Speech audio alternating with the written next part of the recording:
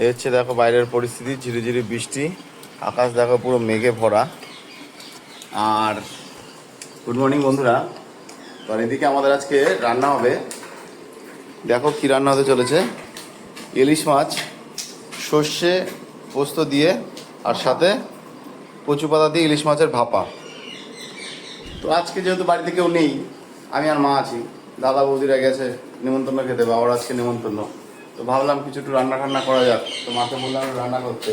তো ওইদিকে অলরেডি একটা রান্না হয়েছে, তো তার সাথে ভাবলাম ইলিশ মাছটা খাওয়া যাক, বাইরে বৃষ্টিও হচ্ছে, তো ওই জন্যই একটু ইলিশ মাছটা রান্না। চলো দেখি কীভাবে কি রান্না হচ্ছে, একটু দেখে নিই। মা কী হবে এবার? ইলিশ মাছ কচু পাতা দিয়ে ভাপা কীভাবে হবে? হবে। আমি প্রথমে দিয়ে দেবো ভেরি গুড জিরের গুঁড়ো,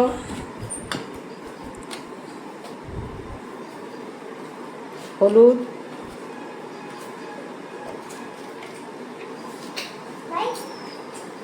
স্বাদ মতো লবণ,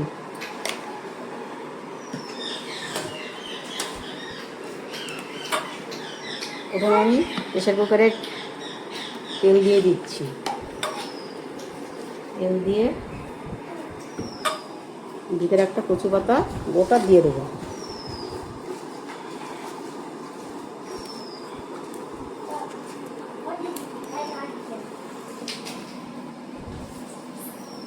এবার আমি মাছটাকে কচু পাতা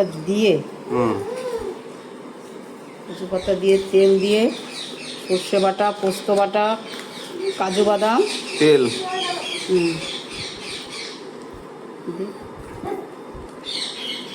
ঠিক আছে। আর হচ্ছে তোমার সাদা তিল। সাদা তিলটা তোমরা খেয়ে দেখবে, খুব সুন্দর লাগে। সাদা তিল দিলে আর পোস্ত বাটা দিতে হবে না। আচ্ছা, তাহলে আমি বলেছিলাম ওটা পোস্ত বাটা, ওটা পোস্ত বাটা না, ওটা সাদা তিল।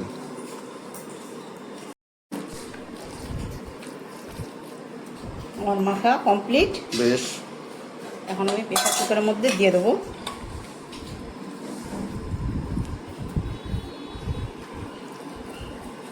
মাছগুলো সাজিয়ে দিচ্ছি সুন্দর করে।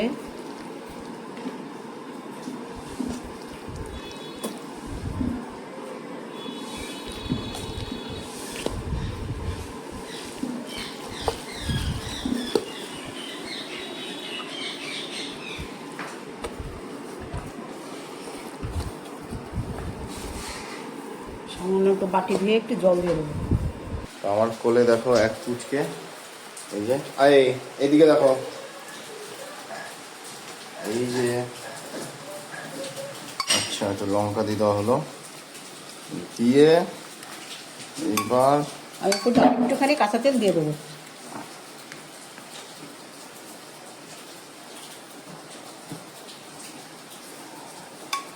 আর একটা পাতা দিয়ে উপরে ঢেকে দেবো। ঢেকে দেওয়ার পরে প্রেসারে 2টো সিটি মারবো, সিটি মেরে রেখে দেবো। আচ্ছা, 2টো সিটি এবার প্রেসারে। তো বন্ধুরা এবার দেখো, এটা প্রেসারে 2টো সিটি মারা হবে। তো সিটিটা মারার পরে তারপর আবার ফিরে আসছি। আর এদিকে আমাদের রান্না হয়ে গেছিল পটলের দোরমা। দেখো